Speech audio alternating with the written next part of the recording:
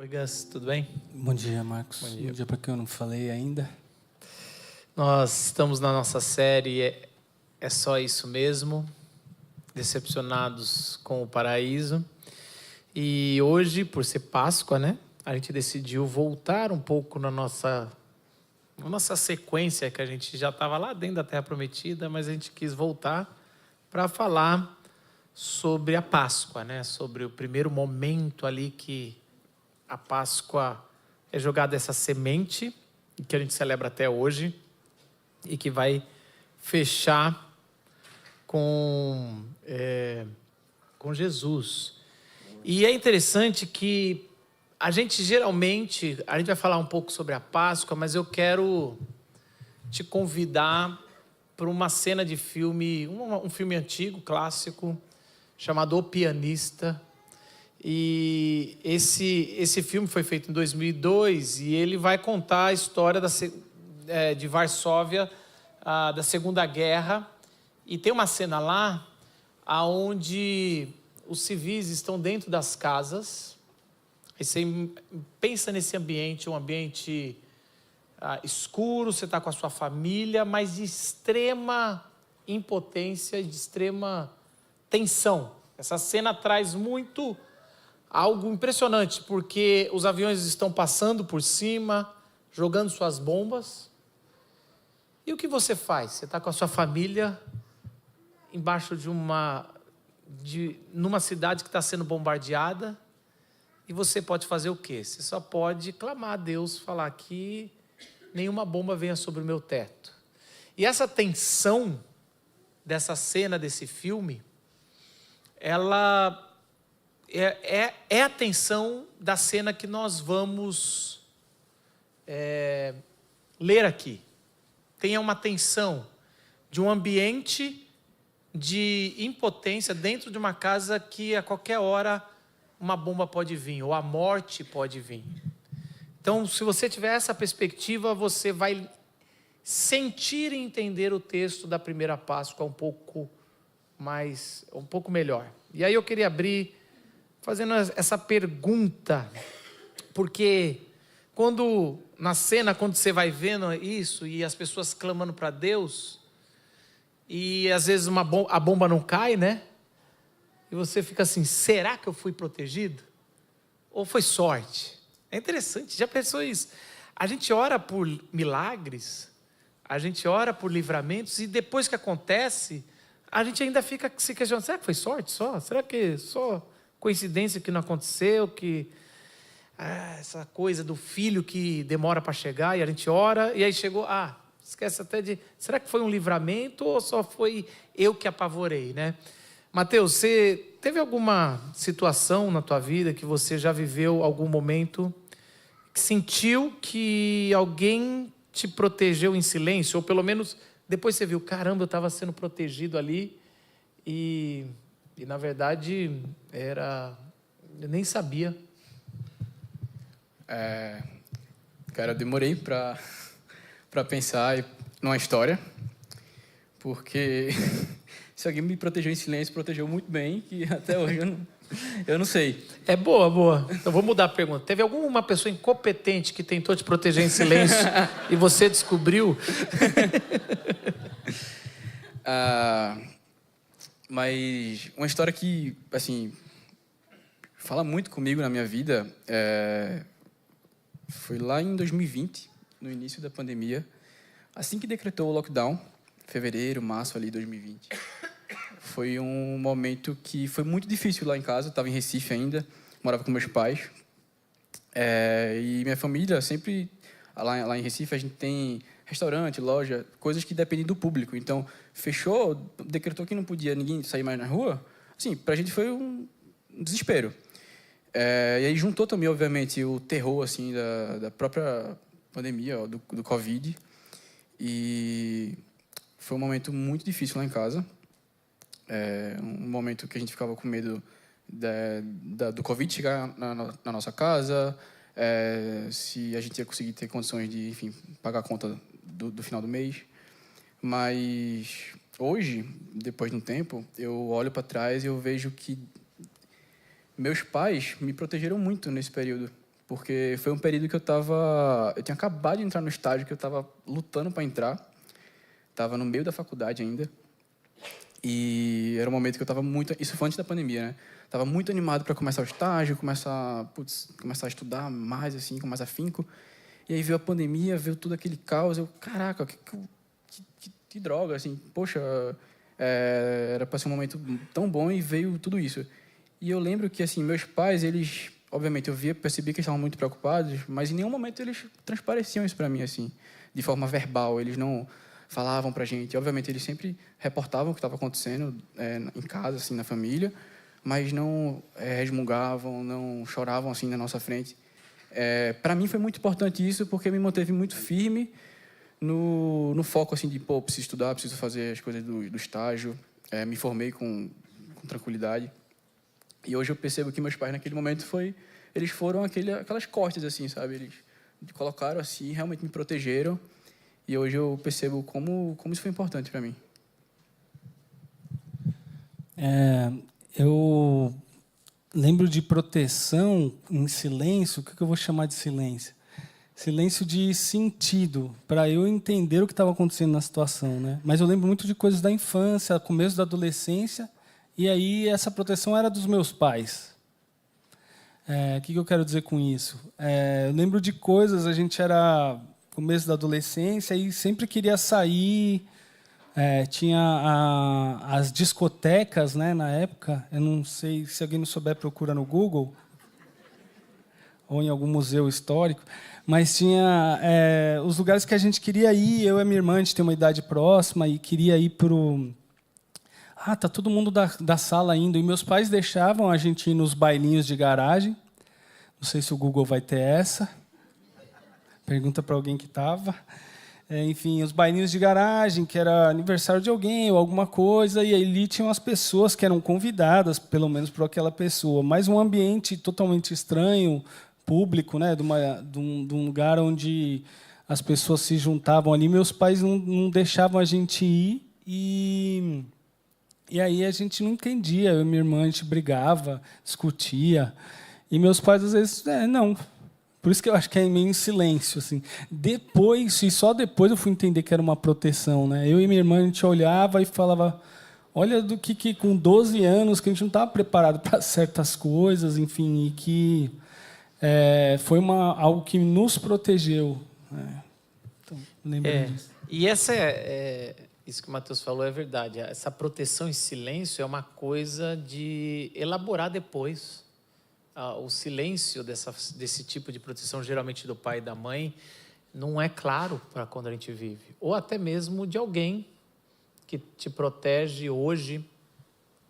Talvez a proteção é difícil, às vezes te mandando embora ou te acolhendo.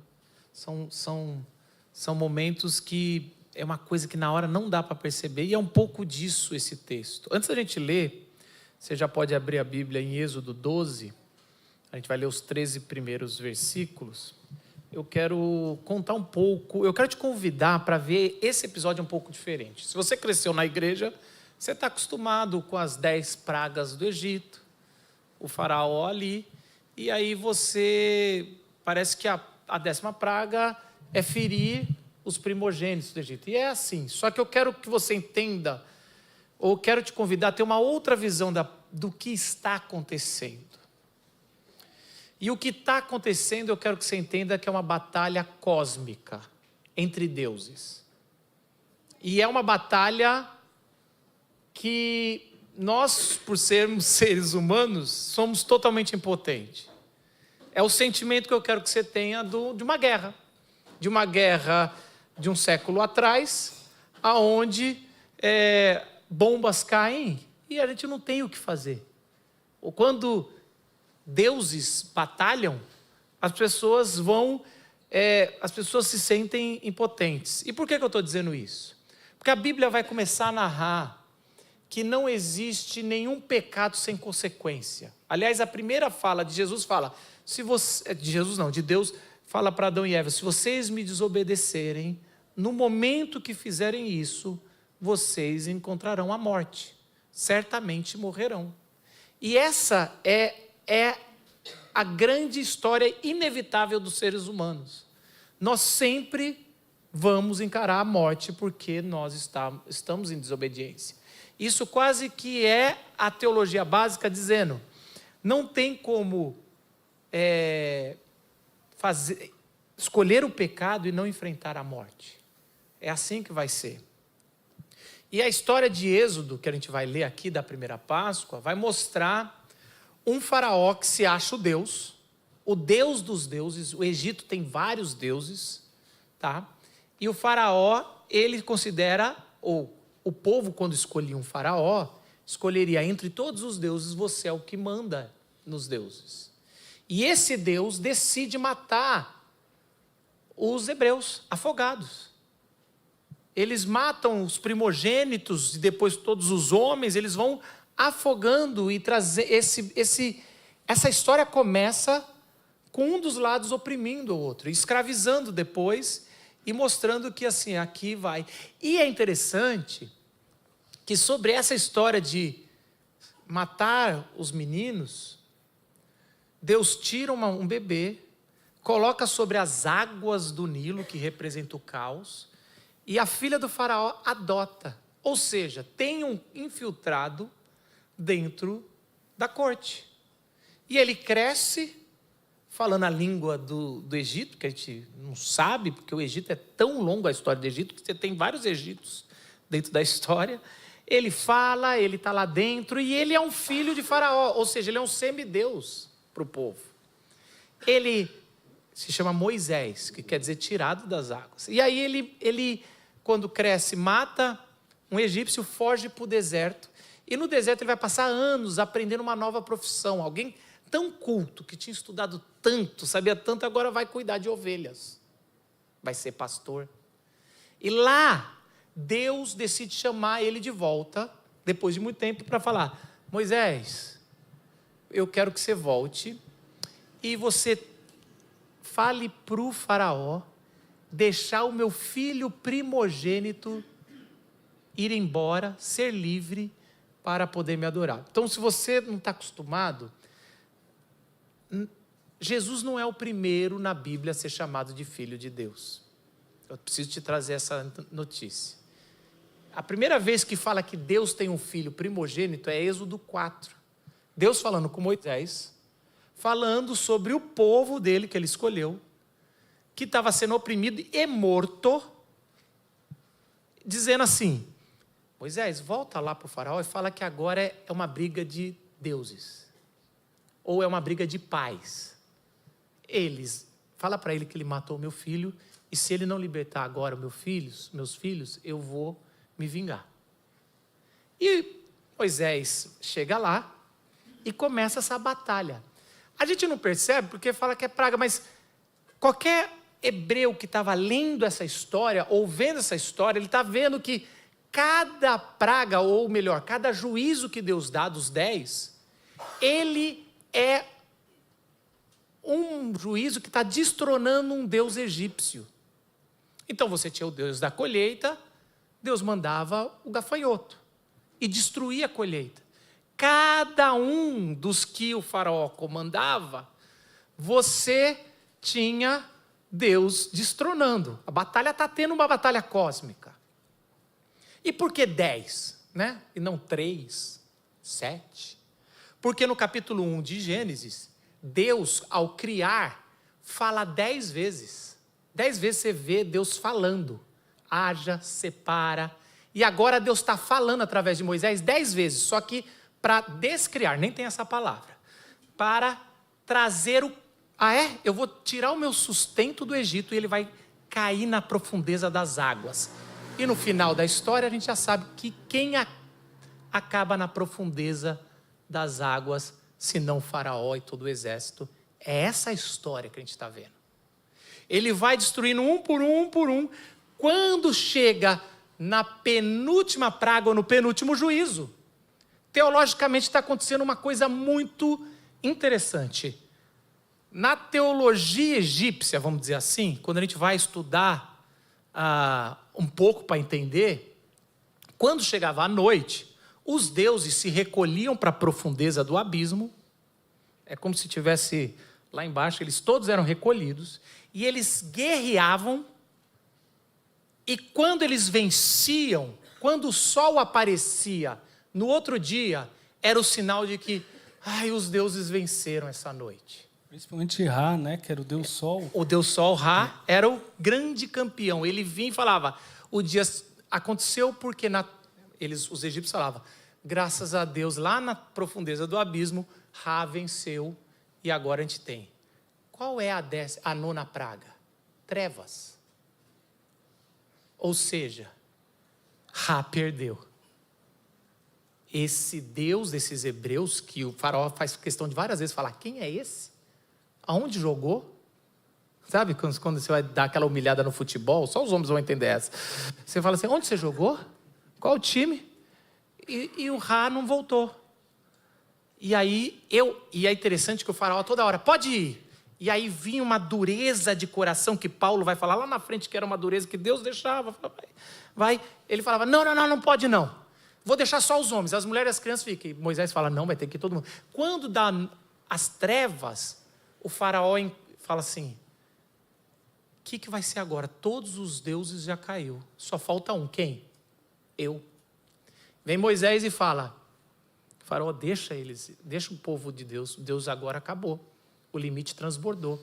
Não existe consequência da rebeldia contra Deus sem morte. Hoje à noite, ele vai ferir todos os filhos primogênitos vivos na face da terra, aqui no Egito. E se você não se arrepender, os primogênitos vão. Os hebreus entram nas suas casas, a noite chega e as bombas começam a cair. E aí começa a se espalhar uma recomendação de Moisés. Moisés fala, a partir de agora esse vai ser, presta atenção, ele fala, esse vai ser o primeiro mês do calendário. O calendário hebreu está começando a ser feito. O que ele está dizendo? A descriação aconteceu e Deus vai começar a recriar uma nova ordem. E a partir de agora comece a tua vida com essa diretriz. E a diretriz é meio estranha. Vamos ler? Está em Êxodo, capítulo 12, a gente vai ler os 13 versículos. E eu recomendo, se você falar, está estranho, vai ficar mais estranho se você continuar lendo em casa, mas a gente vai tentar abordar o que eles vão falar aqui. Eu fiz uma boa introdução dessa vez, né? Excelente, obrigado. Então, você me eu vi o pessoal meio assim, o que aconteceu? Principalmente quem estava no primeiro culto está assim, nossa, foi bem melhor. Foi bem melhor a segunda culto, vocês são privilegiados. Primeiro eu não tive essa ideia.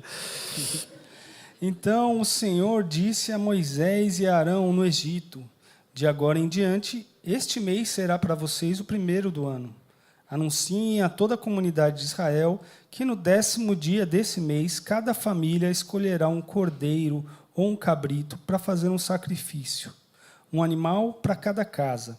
A família que for pequena demais para comer um animal inteiro, deverá compartilhá-lo com outra família da vizinhança. O animal será dividido de acordo com o número de pessoas e a quantidade que cada um puder comer. O animal escolhido deverá ser um cordeiro ou um cabrito de 1 ano, sem defeito algum. Guardem bem o animal escolhido até a tarde do 14º dia do primeiro mês. Nesse dia, toda a comunidade de Israel sacrificará seu cordeiro ou cabrito ao anoitecer. Em seguida, tomarão um pouco do sangue e passarão nos batentes laterais e no alto das portas das casas onde comerem o animal. Na mesma noite, assarão a carne no fogo e a comerão acompanhada de folhas verdes amargas e de pão sem fermento. Não comerão a carne crua nem cozida. O animal todo, incluindo a cabeça, as pernas e as vísceras, deverá ser assado no fogo. Não deixem sobra para a manhã seguinte. Queimem o que não for consumido antes do amanhecer. Estas são as instruções para quando fizerem a refeição. Estejam vestidos para a viagem, de sandálias nos pés e cajado na mão. Façam a refeição apressadamente, pois é a Páscoa do Senhor. Nessa noite, passarei pela terra do Egito e matarei todos os filhos mais velhos e todos os primeiros machos entre os animais na terra do Egito. Executarei juízo sobre todos os deuses do Egito, pois eu sou o Senhor. Mas o sangue no batente das portas servirá de sinal e marcará a casa onde vocês estão. Quando eu vir o sangue, passarei sobre aquela casa, ou Páscoa sobre aquela casa. E quando eu ferir a terra do Egito, a praga de morte não os tocará. Versículo 12. Executarei juízo sobre todos os deuses do Egito. Talvez você já leu e nunca percebeu isso, que a batalha está acontecendo ali. E é a batalha final, e ele fala, e eu, ao vir com o meu juízo, porque Deus, ele sempre se revela com amor ou juízo. Ele é o mesmo. A questão é como nós estamos, em rebeldia ou prostrados. E eu vou manifestar agora em juízo nessa noite. E é interessante porque se você tem um tempo de igreja, você já estudou sobre a palavra Páscoa. Meu filho estuda numa escola confessional, eles voltam, e aí minha filhinha, 6 anos, eu falei, filha, o que é Páscoa? Eu não sei se foi a comunidade da vila que fez um bom trabalho ou foi a escola. Ela, Páscoa é a morte de Jesus e a ressurreição. Aí eu falei, que bom, Maria, é isso. E ela falou, eu tenho uma pergunta, por que chocolate e coelhinho? Falei, porque nem todo mundo acredita nisso, então tem que, para poder ter o feriado e agradar todo mundo, tem que ter outras coisas. No negócio. Aí meu filho grita lá do outro lado, é igual Papai Noel é Natal. Falei, é isso. Aí ela vira, é para isso. Falei, mas o chocolatinho não faz mal para ninguém, né, Mari? Ela, Falei, mas é bom saber o certo. E a gente que sabe o significado da palavra Páscoa no hebraico, todo mundo sabe que é passar por cima. Então a gente já estudou sobre isso. Páscoa significa passar por cima. Porque no contexto aqui fala, quando eu aparecer naquela noite, que vocês fizeram, se vocês fizerem tudo isso, pegou o animal sem defeito, sacrificou, assou, comeu ele todo, passou o sangue no umbrais da porta, ficou de sandália, vigiando, pronto para sair em comunhão, se vocês fizerem isso, eu vou passar por cima. Eu queria trazer um outro significado dessa palavra. Essa palavra pechá, porque no hebraico, no Antigo Testamento, a Bíblia hebraica, ela tem 8.000 palavras, 8.000 verbetes. Ou seja, se você quer aprender hebraico, se você aprender 8.000 palavras, você já praticamente consegue estar bem com o Antigo Testamento, entender. Quando você chega numa língua, porque é uma língua antiga, quando você chega numa língua moderna, que nem o português, você pega lá o dicionário Aurélio, tem 200.000 palavras, 200.000 verbetes. Então, quando você chega numa língua mais antiga, 8.000 é nada. E qual é a questão disso? Quanto mais antiga a linguagem, mais significados, mais diversos uma palavra contém dentro dela, porque precisa. É tão pouca palavra, porque era difícil escrever, geralmente se escrevia em pedra, e você tem que conter muita coisa delas. Tem a polissemia que se diz, quando você está estudando, ela tem mais caminhos. Então, se no português que tem 200.000 verbetes, a gente quando lê a palavra colher, você precisa do contexto para saber se é colher ou colher. É a mesma palavra, escrita da mesma forma. E se você lê, você fala assim, lê essa palavra, você fala, eu não sei, precisa do contexto para eu falar colher ou colher. Então, uma outra palavra que você fala do mesmo jeito é manga. É fruta, se eu falar, o que é isso? Descreve essa palavra. Você fala, depende. No contexto pode ser uma fruta, mas pode ser a manga da minha camiseta. No hebraico, todas as palavras, praticamente, têm muitos outros desses significados. E várias vezes o autor bíblico usa uma palavra que tem 2 significados por querer os 2. Só que os tradutores que fizeram um ótimo trabalho têm que escolher uma. No caso aqui, a gente aprendeu que é passar por cima. Mas essa palavra foi também usada, e tem o significado de proteger, como um escudo, de resistir, de cobrir. O profeta Isaías vai usar o seguinte em Isaías 31:5. O Senhor protegerá Jerusalém como uma ave sobre o ninho. Passará sobre ela, então Páscoa sobre ela, e a resgatará.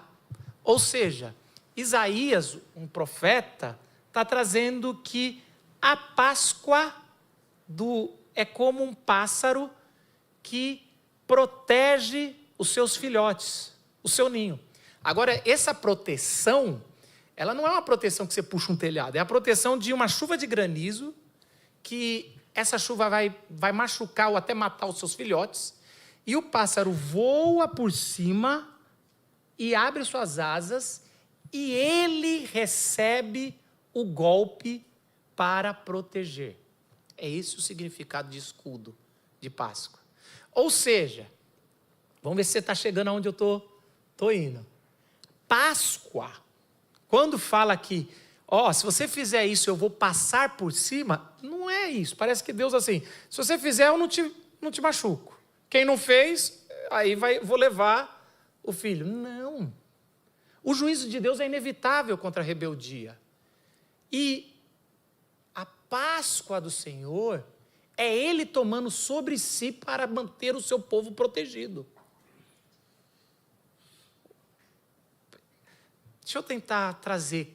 Marcos, você está meio que inventando. Você puxou um Isaías para inventar aqui. Isso está no capítulo 1. Como é que começa Gênesis? No princípio Deus criou os céus e a terra, esse é o título. Aí fala, a terra era sem forma e vazia. O Espírito do Senhor, Páscoa, sobre a face do abismo, das águas. Mira, refetal pnei ramain. Eita! A gente é presbiteriano ainda, gente. É hebraico, não é língua de anjo, não. Lá não é a palavra, mas lá é o mesmo sentido, sobre proteção. Mirahefet pode ser usado como chocar. Chocar, também, sobre proteger. E assim, o que o texto está dizendo? A história, diferente do que a gente pensa, mas isso é para uma outra pregação, a história da criação começa com uma batalha cósmica, igual agora que a gente está lendo. E a batalha cósmica é o seguinte, o mar, que é o caos, domina tudo, não tem terra, não tem luz, é como uma tempestade em alto mar. É o caos, você não sabe o que é alto, o que é baixo, você não sabe o que é vida. E aí, o Espírito do Senhor choca a vida como se fosse num ambiente onde Ele protege e a vida se faz, a terra se brota, a vida se faz presente. Por isso que no dilúvio o Espírito do Senhor abre as comportas, de novo vem o caos e Ele de novo protege. Ou seja, o tempo todo é Deus sobre Ele recriando as coisas. Essa é a visão da Páscoa. Você fala, gente, eu só achava que era passar por cima, era um pulo. Agora, é isso. E é essa maravilha do que a gente comemora hoje. Não é que Deus decidiu penalizar apenas um faraó de uma nação, uma visão historicista. Legal. Você precisa entender o que o texto está falando espiritualmente. Ele está dizendo o seguinte, para meus filhos serem libertos, o meu povo ter vida, para o meu povo poder sobreviver ao pecado que ele também cometeu, quando o anjo da morte vier, e, gente, o anjo da morte sempre vem. O texto mais para frente fala que vem o anjo da morte. E é interessante, se há uma coisa que é inevitável é a morte, certo? E eu adoro o jeito que a gente inventa frasezinhas para tentar aliviar a morte. Esses tempos a gente estava conversando sobre marcar uma cirurgia. E marcar cirurgia, eu sou medroso. Só não sou mais do que o meu amigo que está ali atrás, que não pode nem ver uma agulha. Mas isso é uma outra história. Mas assim, toda vez que tem... Mas não fala que é o Saulo. Não falo. Toda vez que tem uma cirurgia... Porque a gente não foi feito para abrirem a gente, né? Então, assim, esse negócio de anestesia, desculpa os médicos, mas eu sempre falo, e se morrer? Aí uma amiga minha virou e falou, não se preocupe, Marcos. A morte não vem antes. Eu falo assim, mas... não vem antes da hora. Eu fico assim, mas e se eu marcar a cirurgia, eu estou marcando a hora? Eu não entendo isso. Eu não entendo esse ditado, a morte não vem antes da hora. Mas eu não sei a hora. Então, assim, se eu marco a cirurgia, eu marquei a hora. Eu não entendo essas coisas, assim, sabe? O seguro morreu de velho. Então, cadê o seguro? Assim, cara, assim, a gente quer ter alguma... Você já reparou isso? A gente quer tentar, sei lá, ter frases para trazer consolo sobre uma coisa que é inevitável. Ninguém que está nessa sala não vai passar pela morte. Vai passar pela morte. Não consegue evitar. Não dá para pular. É inevitável. Isso não pula. Você pode fazer os ritos. Isso aqui vai. E esse rito, todos não foram mortos ali, mas um dia morreram. Morreram no deserto. Mas, por outro lado, isso é incrível. Então, a gente cria na nossa mente mecanismo para fingir que pulamos a morte. A gente deixa criar uma cidade insegura, igual São Paulo, mas a gente se tranca nos nossos condomínios, nos nossos bunkers, e fala, vai cair a bomba? Vai. Mas eu acho que não vai pegar todos nós, vai pegar todo mundo. Mas assim, talvez. A gente cria mecanismos para falar, na hora que a morte vier, porque é inconsequente uma cidade que a gente constrói dessa, onde pessoas passam fome, onde pessoas não são cuidadas, onde a desigualdade é grande, e a gente fala assim, a gente consegue. E na verdade, não adianta. Para não morrer, alguém precisa morrer. Para os filhotinhos estarem bem no ninho, a mãe está sofrendo. Para ter criação, alguém está segurando o caos. E está pagando o preço. Uma pausazinha aqui. Queria saber para vocês sobre... Deixa eu ler direitinho, que vocês depois reclamam que eu não fiz a mesma pergunta. Qual foi, Gustavo, uma situação da sua vida em que você tentou controlar tudo, mas percebeu que precisava confiar totalmente em Deus? Esse negócio do seguro, de ter seguro, né? Bom, então, na cidade, a gente tem essa questão, por exemplo, com o carro, como não ter um carro no seguro. Tem as questões de saúde também, né? Puxa, convênio, eu quero tentar ter um convênio se eu precisar, puxa, mas é muito caro, mas enfim. E aí eu lembro, eu e a Flávia, a gente tinha acabado, a Bebel tinha nascido, ela estava com 6 meses, minha filha mais nova. E aí a gente tinha acabado de fazer uma alteração por causa de preço no seguro do convênio. E aí, alguns dias depois, ela precisou ser internada. E ela estava com pneumonia dos 2 lados, né, do pulmão, assim, pneumonia dupla. E eu lembro disso, eu lembro de estar no hospital, de olhar para aquela situação. Eu tentei fazer o que deu, o melhor como pai antes, na questão do seguro, do meu plano B, né? Tomara que ela não precise, mas se precisar, eu vou tentar garantir aqui alguma coisa que consiga ajudá-la, mas ali não era sobre isso. Ia depender, até os médicos, vai depender como ela vai reagir. Então, o que tinha para fazer de tratamento tinha sido feito, o que tinha para fazer o lugar onde ela ficou. Mas ali, como pai, foi uma dor muito grande. Assim, eu olhava para a Flávia e falava, a gente não sabe se amanhã ela vai estar aqui ou não. Enfim, e aí foi essa dor, Marcos, de tipo, eu tentei fazer da minha parte, mas no final a gente depende de Deus só, né? E ali era isso. Se ela não reagisse, ela não sobreviveria, né? O quanto que a fragilidade da vida, isso que você está falando. Depois da queda, o ser humano é perecível, ele é frágil. A vida é tão rara, como diria o poeta, né? Mateus. Eu fiquei esperando a história do primeiro culto. Aqui muda. Inventei outra aqui agora. Mentira. Essa pergunta foi bem mais fácil para eu lembrar de uma história. E a primeira coisa que veio na minha cabeça foi assim que eu cheguei em São Paulo. nos primeiros meses que eu cheguei em São Paulo, foi um momento da minha vida que foi muito difícil para mim. Eu tinha acabado de me formar, tinha conseguido um trabalho aqui em São Paulo, uma baita realização profissional, assim, um sonho. E que na minha cabeça Deus estava me levando, me trazendo para São Paulo e estava abrindo portas. É aquele momento que você comemora, é uma alegria. Você, putz, finalmente Deus está ouvindo minhas orações, está conduzindo a minha vida e tudo mais. Mal sabia que eu ia viver meus piores dias da minha vida. Eu vivi, acho que foi a pior fase da minha vida. Bem-vindo a São Paulo. Foi a pior fase da minha vida. Um momento que eu me vi completamente sozinho, sem amigos, sem família aqui em São Paulo. Muito difícil o trabalho também, que eu preferia estar de segunda a sexta trabalhando do que no final de semana que eu não tinha nada para fazer.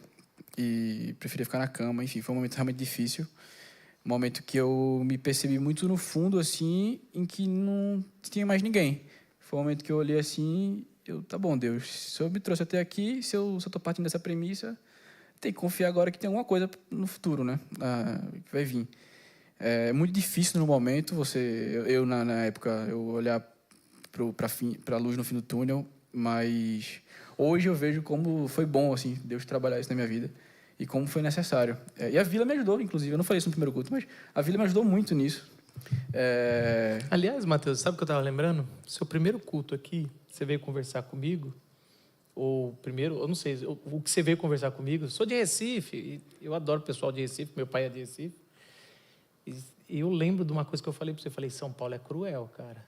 Lembro. É bacana, legal, tem oportunidades, mas São Paulo é cruel. E eu sempre falo isso, não foi só para você não, eu falo isso porque eu sei como é difícil, e a gente, na igreja, recebe muita gente de fora que vem para cá fazer estágio, fazer residência.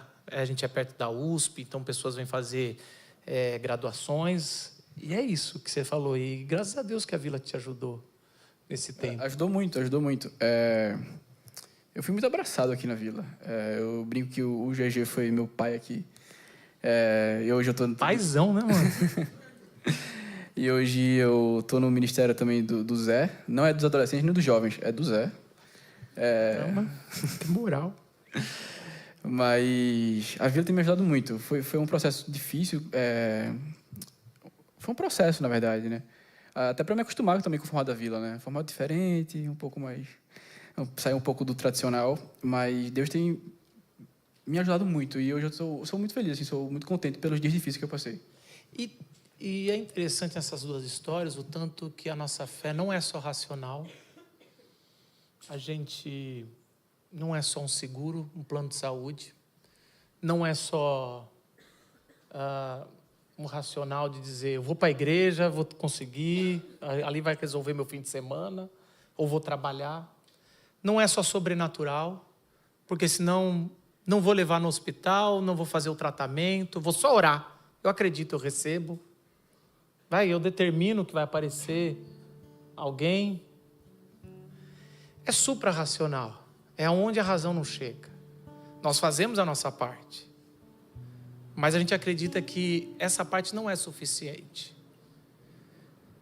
Os hebreus dentro daquela casa, dentro daquela segurança, dentro daquela primeira Páscoa, escolhem o pai que representava a casa, ele escolhe um animal sem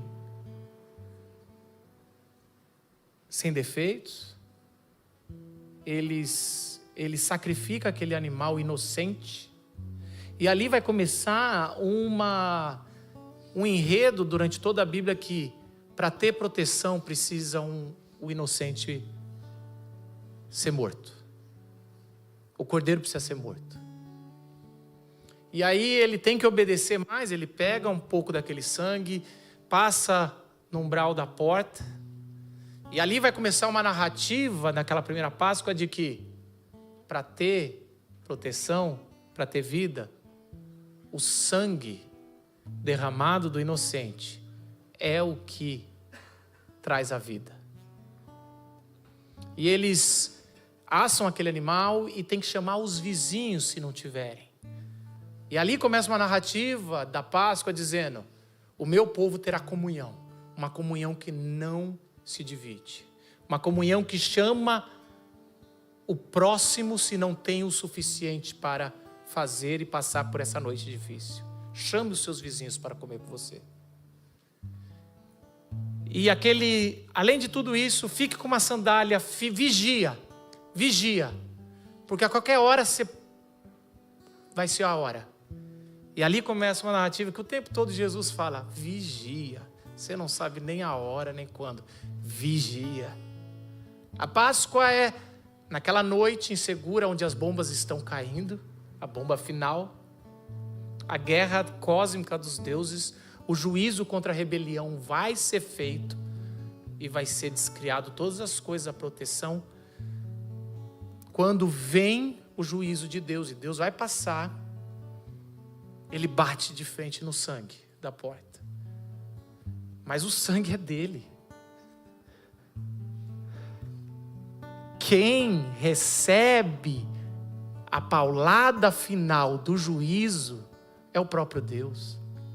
É por isso que Jesus, no começo do seu ministério, quando seu primo vê João Batista, ele levanta e fala, eis o Filho de Deus, o Cordeiro que tira o pecado do mundo.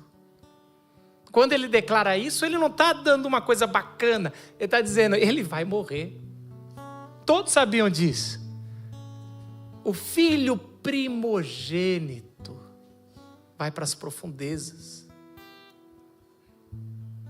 É o sangue. E aí Jesus, ele entra em Jerusalém. Por que Jesus escolhe a Páscoa? Jesus está correndo de Jerusalém, mas vai chegando perto da Páscoa, ele começa a falar para os discípulos, eu vou para a Páscoa. Porque ele sabia a importância dele morrer na Páscoa. Porque a Páscoa, ele precisava fechar uma narrativa que começou séculos antes. Ele vai para aquela Páscoa e o pessoal parece que não quer matar ele. Ele fala, vocês sabem o que vocês têm que fazer na sua rebeldia. E se precisar, e aí Jesus percebeu que o negócio não estava rodando, ele falou, ele entra dentro do templo e começa a virar a mesa. Ele fala, se vocês precisam de um motivo, está aqui o motivo. Aí ele vai virando as mesas e aí diz o texto, decidiram matar Jesus.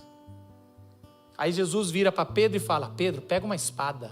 Esse texto quantas vezes foi mal interpretado dizendo, tá vendo? Jesus era a favor da arma. Como assim alguém que fala para amar os inimigos manda pegar uma espada? Quando Pedro pega uma espada, Jesus fala, tá bom. Uma para a revolução? Eles não entendem. É porque tinha uma lei romana que dizendo assim, em dias de grandes festas, se alguém fosse pego com uma arma, isso era pena de morte. Ou seja, Jesus está garantindo que quando os caras viessem, ele iria ser preso.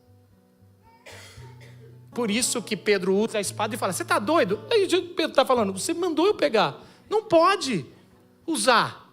É só para a gente ser preso. Esse só para a gente ser preso, estou eu interpretando. Mas é isso. Não faz sentido. A não ser por aí. E aí ele entrega, ele é torturado. Mas presta atenção, quando ele vai para a cruz, Mateus, Marcos e Lucas narram uma coisa. Quando ele está pendurado naquele madeiro, fala que trevas cobriu a face da terra.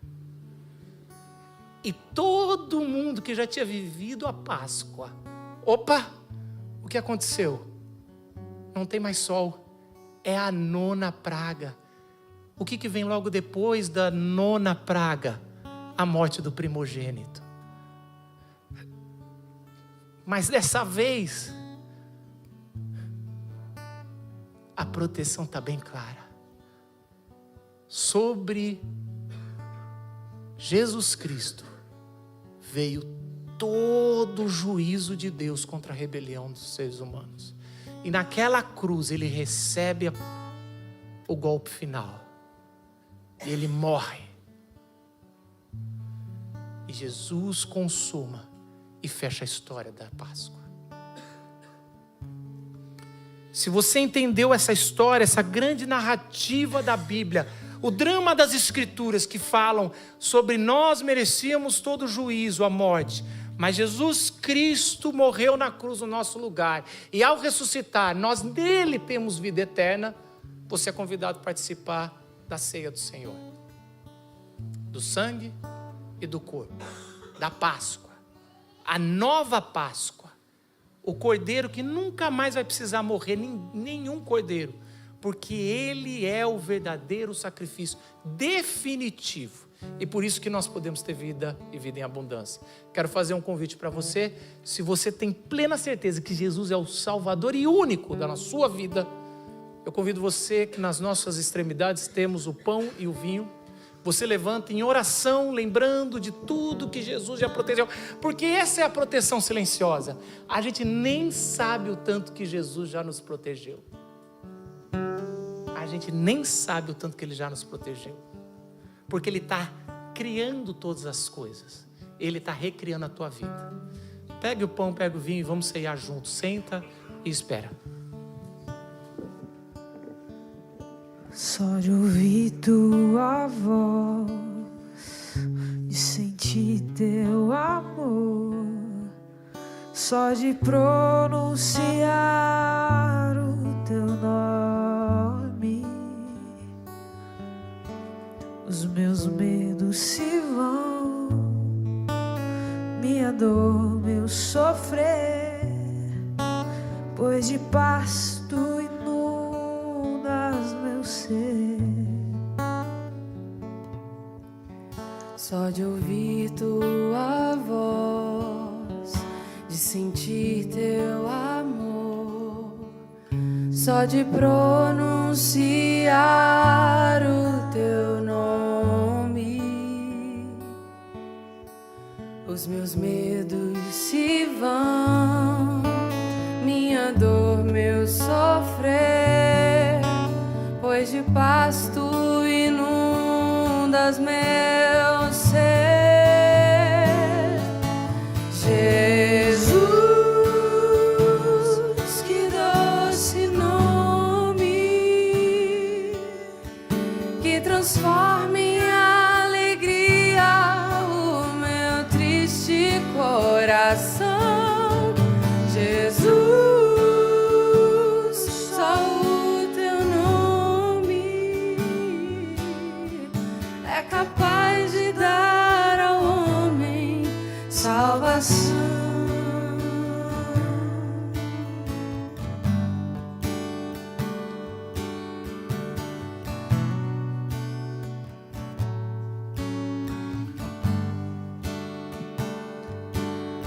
Só de ouvir tua voz, de sentir teu amor, só de pronunciar o teu nome, os meus medos se vão, minha dor, meu sofrer, pois de paz tu inundas meu ser.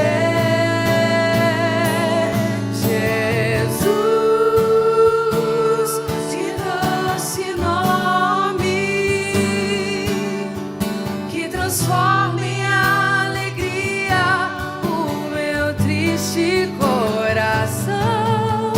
Jesus, só o teu nome é capaz de dar ao homem salvação. Capaz de dar ao homem salvação.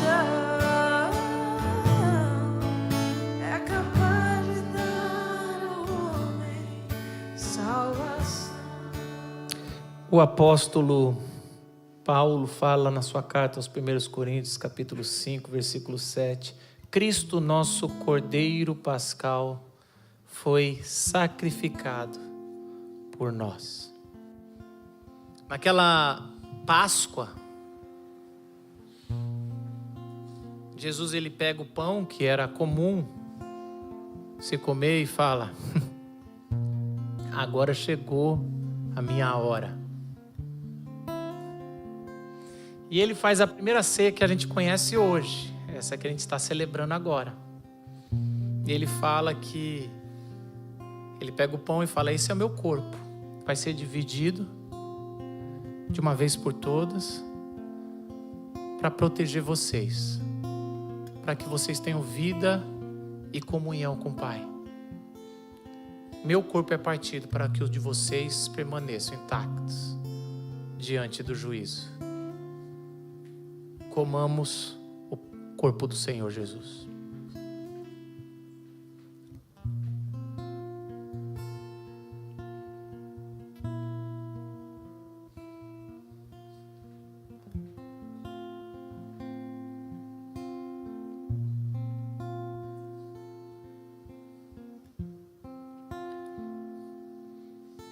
De semelhante modo, ele pegou o vinho e falou: esse é o cálice da nova aliança.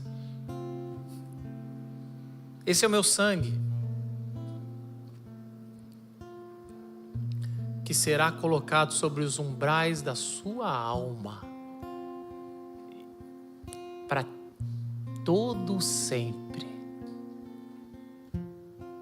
Esse é o meu sangue que purifica de todo pecado. Bebamos o sangue do Senhor.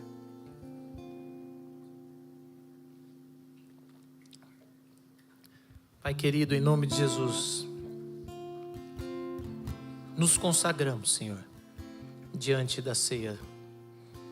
Louvamos o Teu nome pela Páscoa, porque o Senhor nos protegeu e passou por cima. O Senhor nos amou incondicionalmente. O Senhor se sacrificou por nós. Fez algo que não podíamos e não daríamos conta. E hoje temos vida. E somos livres, Senhor. Não somos mais escravos do pecado, Senhor. Somos livres, Senhor, para Te servir. Louvamos a Deus pelo domingo da ressurreição, porque ali a esperança voltou à criação.